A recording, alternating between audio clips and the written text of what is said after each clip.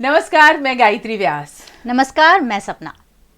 कई सालों से आप ये सुनते आ रहे हैं, है ना? पिछले 24 साल से।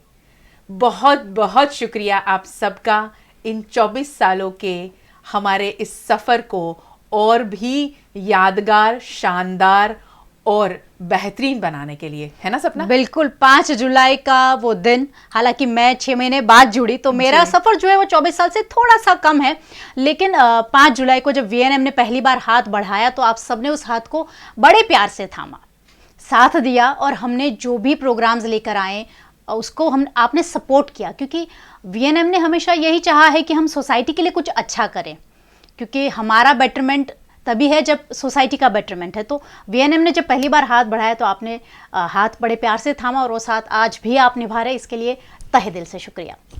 6 महीने हो चुके थे वीएनएम जब शुरू हुआ 1998 5 जुलाई को। उसके बाद सपना आई इंटरव्यू के लिए और सपना न्यूज़ रीडिंग करने लगी। उसके ऑलमोस्ट 1.5 साल बाद मैंने तो न्यूज़ रीडिंग शुरू किया। तो मैं हमेशा कहती हूँ कि वो मेरी सीनियर है और जब उसे न्यूज़ रीड करता हुआ देखती थी तो मैंने तो शुरू किया नहीं था, तो मैं सोचती थी कि मैं भी ऐसा कभी कर पाऊँगी।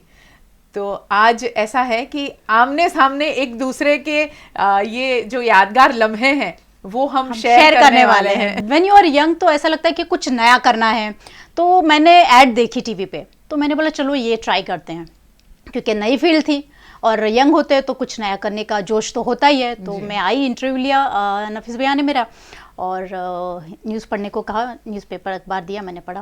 मैं बोला कि सब ठीक है, खाली अपना इंग्लिश टोन है वो थोड़ा सा वो करना पड़ेगा, ठीक करना पड़ेगा। तो वक्त रहते रहते ठीक हो गया, लेकिन ये मुश्किल मैंने सोचा था कि थोड़ा मुश्किल है शायद धीरे धीरे, क्योंकि मेरे लिए ये नई फील्ड थी। तो लेकिन मैंने कहा ना, परिवार कहते हैं हम, तो परिवार ने बहुत सपोर्ट किया और हेल्प भी की, क्योंकि मैंने ज्वाइन किया, भैया ने बोला आ जाओ, तो 2 दिन मैं स्टूडियो में आई। जो पहले न्यूज़ रीडर ऑलरेडी थी उनको देखा, उनका तरीका, उनका बोलने का स्टाइल मेरे लिए क्योंकि नया था तो वक्त लगा सीखने में। लेकिन कहते हैं ना कि सफ़र मुश्किल था, लेकिन जो उम्मीद होती है कि हाँ हम ये कर पाएंगे या हम ये करेंगे, ये उम्मीद जो है कुछ करने की, कुछ बेहतर करने की, वो हमें कभी नहीं छोड़नी चाहिए। सपना के पास में ऐसे बहुत सारी यादें हैं, मेरे पास में भी है खैर, जो आज हम मिलकर साझा करने वाले हैं। थोड़ी सी पोले भी खुलेंगी, क्योंकि ऑन कैमरा तो आप देखते ही हैं it's very refined, tip top, लेकिन उसको आपके सामने इतना अच्छी तरह से प्रेजेंट करने के लिए क्या क्या इनपुट्स लगती है, पूरी टीम की मेहनत होती है। आपको स्क्रीन पे सिर्फ न्यूज़ एंकर दिखाई देती है, लेकिन एक पूरा सेटअप होता है, एक पूरी टीम होती है जो इस चीज़ को साथ में मिलके अच्छी तरह से बखूबी as a team work we do it, ताकि वो अच्छी तरह से प्रेजेंट हो पाए, वो आप तक पहुंचती है उसके बाद में। तो कैमरे के पीछे की कहानी आज हम बताने वाले हैं।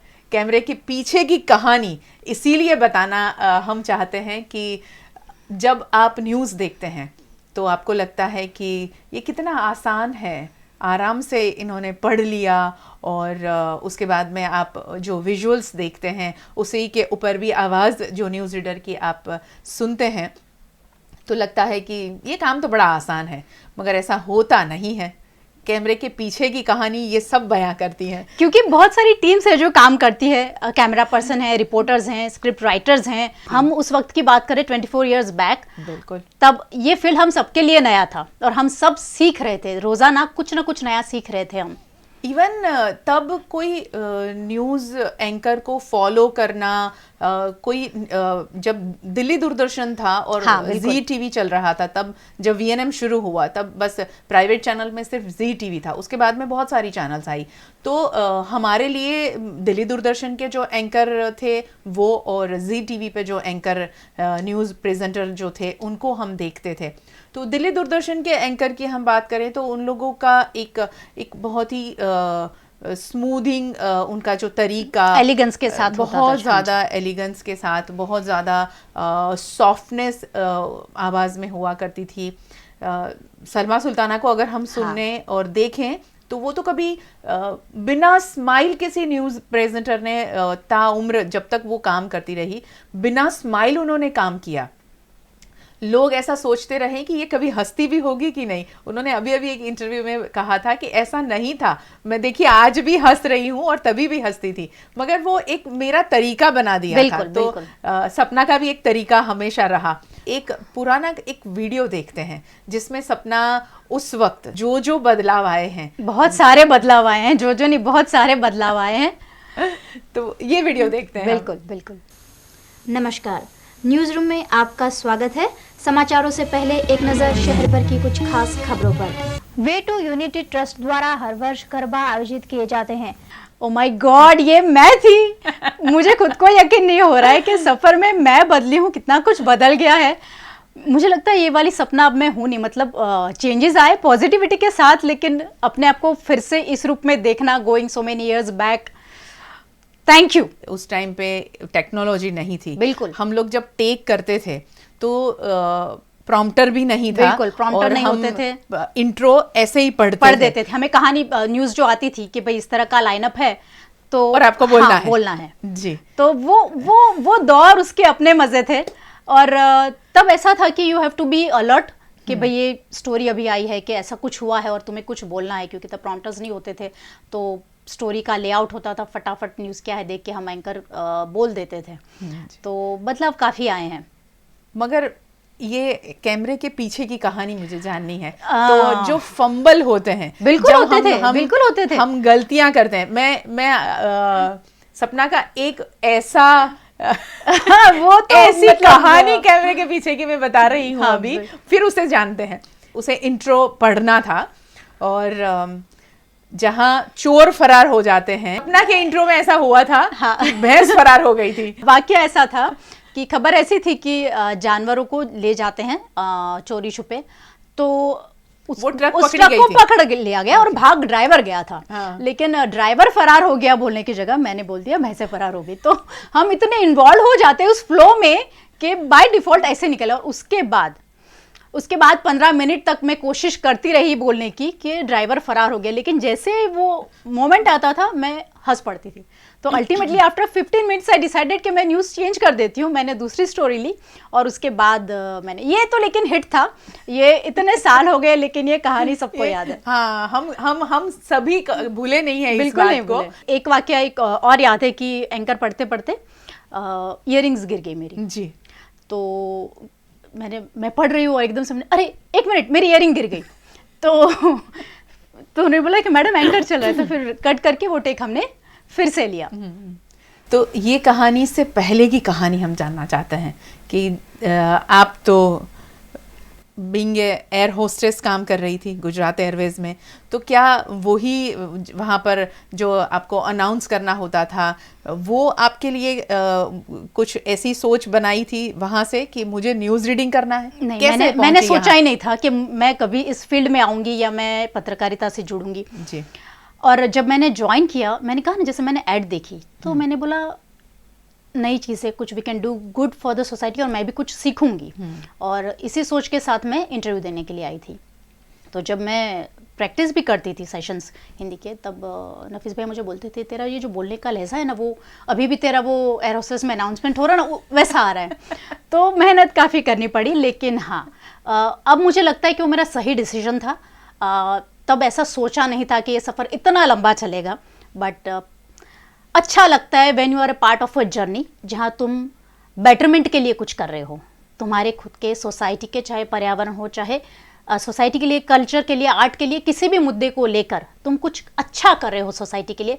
तो वो एक जो सेटिस्फेक्शन की भावना है, दैट्स वेरी गुड। मतलब अच्छा लग रहा है कि आई टुक अ राइट डिसीजन। जब कहीं बाहर जाते हो और लोग आपको पहचान लेते हैं, अरे ये तो न्यूज़ रीडर है, ऐसा बहुत होता है, ऐसा बहुत होता है। और मेरे फ्रेंड्स के साथ या गेस्ट के साथ जाती हूँ तो वो पहले सुनते हैं, अरे सपना वो तेरे बारे में बात करे, सपना तेरे बारे में। अच्छा लगता है कि लोगों से तुम्हें इतना प्यार मिल रहा है, बहुत अच्छा लगता है। अगर हम 24 साल का बैंक खोलेंगे तो मेरे ख्याल से ऐसे मजेदार किस्से बहुत सारे निकलेंगे, क्योंकि शोज जो हम करते थे तब तो वो हम रात को करते थे, क्योंकि दिन पूरा हमारा न्यूज में ही निकल जाता था।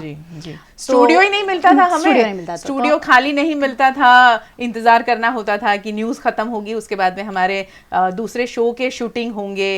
रात को 4-4 बजे तक हम शूट करते थे। और सपना के ड्रेसिंग के बारे में तो हम क्या बताएं, बोले ना ही खोले तो बेटर है क्योंकि एक दो मेरे ख्याल से 3 एपिसोड एक रात में हम पूरे करते थे शूट, और सब मैनेज करना, क्योंकि रात को अगर कुछ नहीं भी मिल रहा है, कुछ मिसिंग है तो कहाँ जाओगे, कोई शॉप भी खुली नहीं होती थी, तो स्टूडियो में जो भी हमारे पास अवेलेबल रहता था, जुगाड़ हमने बहुत जुगाड़ किया है। जो हमारे पहले के शोज थे जब हम रात को शूट करते थे, हमने बहुत जुगाड़ किया है। जितने भी वीडियोस आप यानी देखते हैं, चाहे हमारे शोज के देखे हो चाहे न्यूज के देखे हो, उसमें कहीं कोई कमी नजर नहीं आती। हमारे जो मेंटोर हैं नफीस खान सर, वो परफेक्शन के बहुत ज्यादा यानी हम लोगों को अब आदत डाल दी गई है। मैं समझती हूँ कि हम आज जो पुराने वीडियोस जो देखे और अभी जो बदलाव है, हम जो ये तराश के जो उभर के आए हैं, उसमें उनका बहुत बड़ा हाथ है, क्योंकि वो उन्होंने हम सबको गाइड किया। नफीस भाई हैं, व्यास सर थे, बहुत कुछ समझाया, बहुत कुछ सिखाया, तब आज आपको ऐसा लगता है कि सपना आके इतना बढ़िया से करके चली जाती, लेकिन इसके पीछे बहुत सालों की सबकी मेहनत लगी है। और मेंटोर की बात करें तो वो हमेशा हमें ऐसी आदत डालने की कोशिश करते थे। अब हम आदी हो गए हैं कि अब हमें भी परफेक्शन के साथ ही काम करना होता है, क्योंकि हम कभी कोई भी शो करते हैं तो उनको पूछते हैं कि कैसा है, तो वो तारीफ कभी करते नहीं और हमेशा कहते हैं कि अच्छा ये कमी है, ये आपने सही नहीं किया है, आपको इसमें सुधार लाने की ज़रूरत है। तो वो करते करते करते आज इस मकाम तक पहुँचे हम कि अब हमें ऐसा लगता है कि हाँ, सर ने जो हमें सिखाया है, जो हमें ट्रेन किया है, वो सारी चीज़ें हम इम्प्लीमेंट कर पा रहे हैं और ज़्यादा अच्छा करने की कोशिश करते हैं। और ये प्रोसेस इतना लंबा है कि अलग से आपको कह पाना मुश्किल है, क्योंकि ये सब इन प्रोसेस होता गया। जी, टेक्नोलॉजी उस वक्त इतनी एडवांस नहीं थी। आज एडवांस टेक्नोलॉजी के साथ हम काम कर रहे हैं, आज सारी चीज़ें आसान है। उस वक्त वो सब कुछ आसान नहीं था। और जो इक्विपमेंट वीएनएम टीवी ने इस्तेमाल करना शुरू किया और था, उस वक्त ये सेटअप लगाना बहुत बड़ी बात थी, बहुत बड़ी बात थी। वो इक्विपमेंट बहुत महंगे थे, वो चीज़ें अवेलेबल वडोदरा में नहीं होती थी, इवन गुजरात में नहीं मिलती थी, मुंबई से कुछ चीज़ें मंगवानी होती थी। ऐसे दौर में इस चैनल को सस्टेन करना, वहाँ से उस 98 से लेकर 2022 तक का सफ़र वाकई बहुत यादगार सफ़र है हमारे लिए, आप सबके लिए, और आप सबकी बदौलत ही ये सफ़र शायद बहुत आसान भी हो गया। और ये सफ़र सराहा भी। और एक खास बात ये रही कि हमने हमेशा हर चीज़ में पॉजिटिविटी ढूंढने की कोशिश की है कि कुछ बेहतर कैसे कर सकते हैं, खबर को किस तरह से प्रेजेंट करते हो, तुम क्या परोसना चाहते हो, तुम पॉजिटिविटी समाज को देना चाहते हो, किस नज़रिए से देखते हो। तो ये पूरा लंबा प्रोसेस है। सपना की बात से एक बात मैं ज़रूर कहना चाहूँगी यहाँ पर कि अभी कुछ दिन पहले मैं किसी से मेरी मुलाकात हुई थी। वो बहुत एक बड़ी इंडस्ट्री के HR हेड है। उन्होंने कहा कि मैं बरसों से VNM देखता हूँ। ये बात मैं इसीलिए बता रही हूँ क्योंकि ऐसी बातें मुझे बहुत सारे लोग बताते हैं, शायद आप महसूस भी करते होंगे कि मैं बरसों से VNM देखता हूँ। एक ढर्रे से, एक तरीके से VNM टीवी को आप लोगों ने रन किया है। उसमें एक ख़ास बात उन्होंने जो बताई वो मुझे बहुत अच्छी लगी, और मुझे उस दिन ऐसा लगा कि हाँ, हमारी ये जो मेहनत, हमारी जो सोच, पत्रकारिता की एक हम एथिक की बात करते हैं, एथिकल पत्रकारिता की, एथिकल जर्नलिज्म की जो हम बात करते हैं, तो वो उन्होंने बताया था। उन्होंने कहा कि जो घटना होती है वो ही आप दिखाते हैं, उसमें कोई ज़्यादा सेंसेशनल क्रिएट करना, बहुत ज़्यादा उसे हाइप क्रिएट करना हमने कभी वो कोशिश हमने की नहीं कि हम इस बात को सनसनी बना दे या हाइप क्रिएट करें। बिल्कुल सही, जो जैसा है, जो सच है, वही आप तक हमने पहुंचाने की कोशिश की है। बात हम कर रहे थे कैमरे के पीछे की कहानी। हाँ, अब मैं यहाँ रोकूंगी, मेरे पीछे की कहानी की पोल काफी खुल चुकी है। अब गायत्री की बारी है। अच्छा, मैं तो 6 महीने बाद जुड़ी गायत्री, तुम तो पहले से हो, तो पहले का जो इनिशियल फेज मैंने मिस किया, जब ये पूरा सेटअप लग रहा था, जी। वो दौर कैसा था? बहुत अच्छा था। और पहला दिन मुझे याद है कि फर्स्ट डे हमने सिर्फ 5 मिनट की न्यूज़ बनाई थी। तब तो मुझे इतना अनुभव नहीं था, बीइंग ए फोटो जर्नलिस्ट मैं तो बिल्कुल। वर्क कर रही थी उस वक्त, और 5 मिनट की न्यूज़ बनाने में हमारा पूरा दिन गया था। तो जो यानी शुरुआत का दौर था अनुभव की कमी, क्योंकि हम आए थे प्रिंट मीडिया से, इलेक्ट्रॉनिक मीडिया में हमारा ट्रांजिशन हुआ, और लोगों को हमें उस दिन न्यूज़ कैसे भी करके पहुंचानी थी। तो वो 5 मिनट की न्यूज़ बनाने के पीछे जो वक्त लगा, उस दिन ऐसा शाम को महसूस हुआ कि ये कैसे हो पाएगा, और बड़ा मुश्किल सा लग रहा था कि आगे का अब कैसे हालात रहेंगे, किस तरह से हम लोग इसे आगे बढ़ा पाएंगे। थोड़ा सा उस दिन डर लगा था।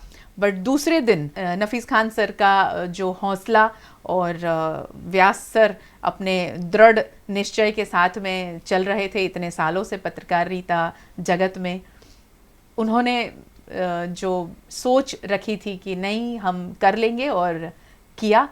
और तब ऐसा नहीं था कि डिजिटल नहीं था कि भाई बिल्कुल फेसबुक पे अपलोड हो गया, यूट्यूब पे अपलोड हो गया। मुझे याद है, ये अभी बारिश का सीजन चल रहा है, कैसे हालात होते थे कि किस तरह से जो इतनी दिन भर की मेहनत के बाद हमने जो तैयार की है न्यूज़ की कैसेट, वो लोगों तक, व्यूअर्स तक कैसे कैसे खबर पहुंचाए। तो बारिश में कैसे जाना, कैसे पहुंचाना, ये बहुत डिफिकल्ट था, लेकिन हम कर लेते थे। आज हम जब बारिश होती है तो फौरन लाइव कर देते हैं। बिल्कुल। और कहीं क्या हो रहा है, कहीं कुछ हो गया, वो सारी चीज़ें खैर पहुंच जाती हैं हर जगह। उस वक्त ऐसा था कि लोग शाम होते ही राह 9 देखते बजे, थे, बिल्कुल। 9 बजते ही लोग इंतज़ार में रहते थे कि वीएनएम न्यूज़ शुरू होगा। और मुझे याद है सपना अभी भी वो दिन कि वो एरिया भी मैं आपको बताऊं, पत्थर गेट के पास से हम गुजर रहे थे। जैसे सपना बोली कि वो कैसेट पहुंचाना हर एक केबल ऑपरेटर के वहाँ, उस वक्त 22 से ज़्यादा केबल ऑपरेटर वडोदरा शहर में थे, जहां हम लोग VHS कैसेट हम पहुंचाते थे, और वहाँ न्यूज़ टेलीकास्ट होती थी। तो 9 बजे, शार्प 9 बजे वीएनएम न्यूज़ जब टेलीकास्ट होती, तो वहाँ घरों से वो हमारा जो एक मोन्टाज का म्यूज़िक है, वो म्यूज़िक अभी हम आपको सुनाते हैं थोड़ी देर में, वो म्यूज़िक एक साथ मुझे वहाँ सुनाई दिया था। वो पत्थरगेट इलाके, एक पोल से, एक गली से मैं वहाँ से गुजर रही थी। तो उस दिन मुझे बहुत बहुत ज़्यादा खुशी हुई थी कि हाँ, ये दिन वाकई हमारे लिए बहुत बड़ा दिन है कि यहाँ हमारे वीएनएम न्यूज़ चैनल के मोन्टाज की वो म्यूज़िक की गूंज सुनाई दे रही है। तो हम सफल हुए, ऐसा उस दिन मुझे लगा कि हर घर हम पहुँचते हैं।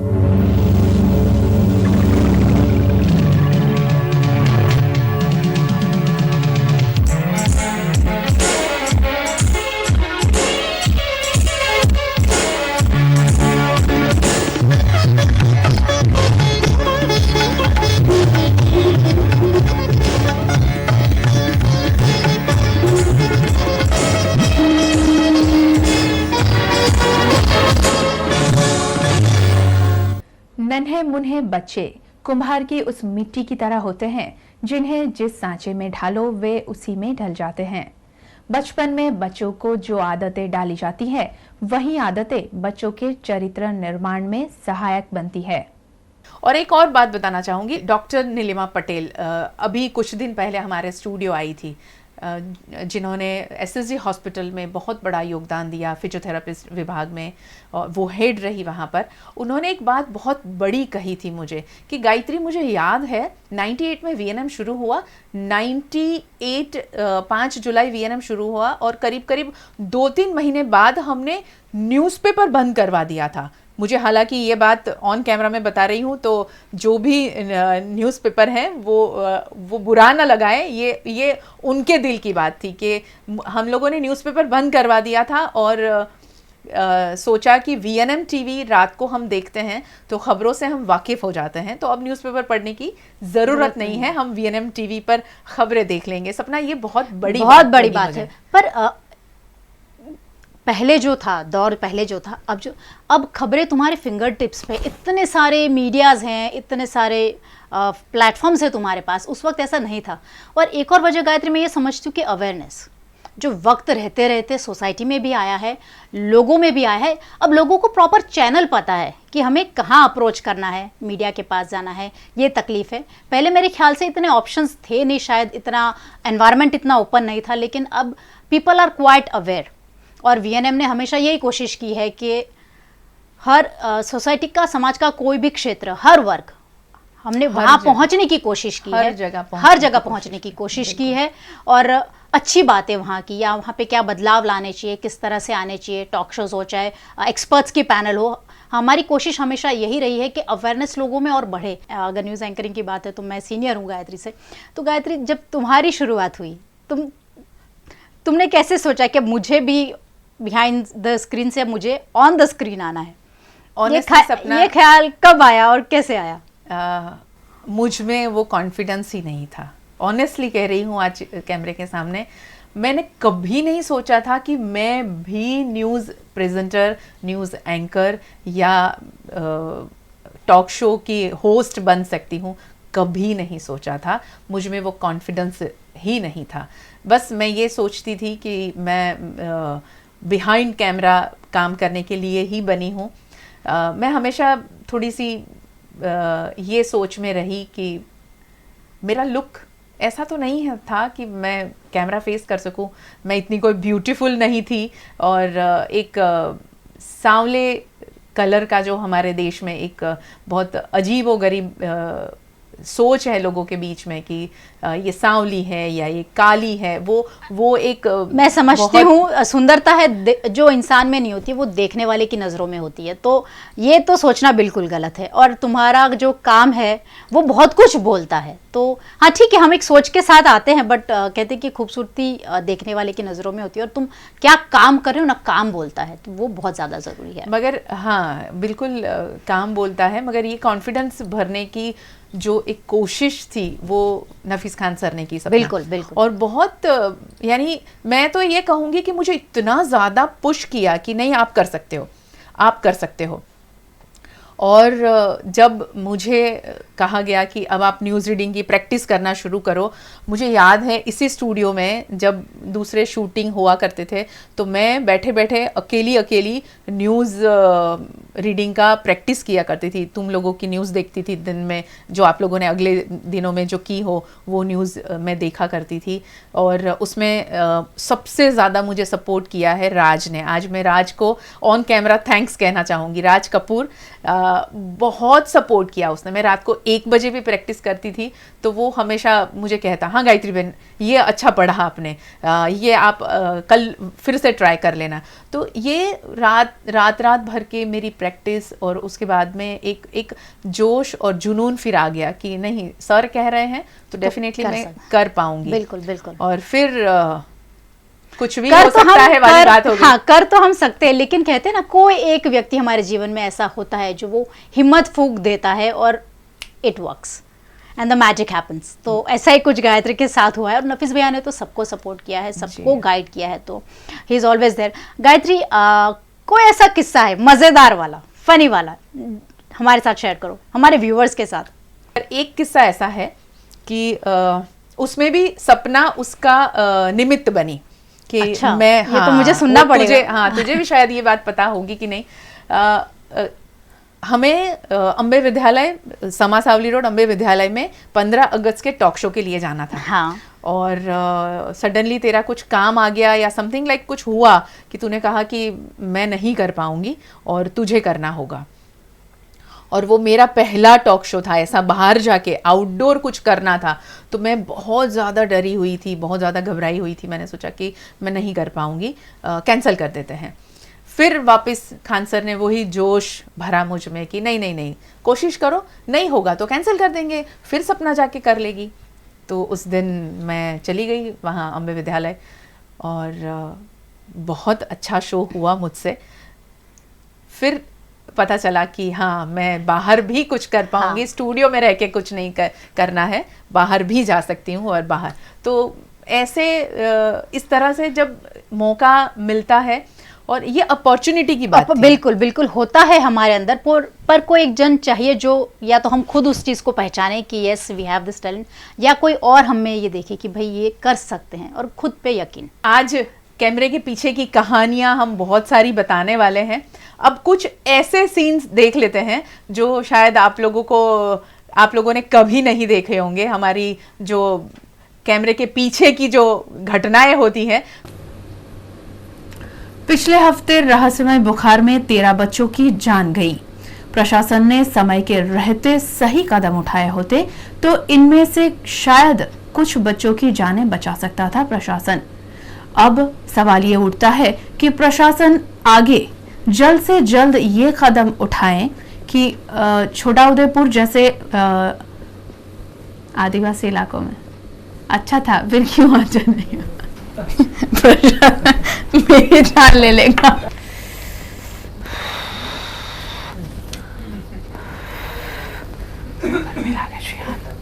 आपका प्यार और आपका साथ जो आपने अब तक दिया है बनाए रखे, क्योंकि यही एक उम्मीद है, यही एक जोश हमारे में बूस्ट भरता है कि we have to do something, क्योंकि हमें पता है कि हमारे व्यूअर्स हमारा इंतजार कर रहे हैं। तो ये प्यार और ये साथ हमेशा हमारे साथ रखिए।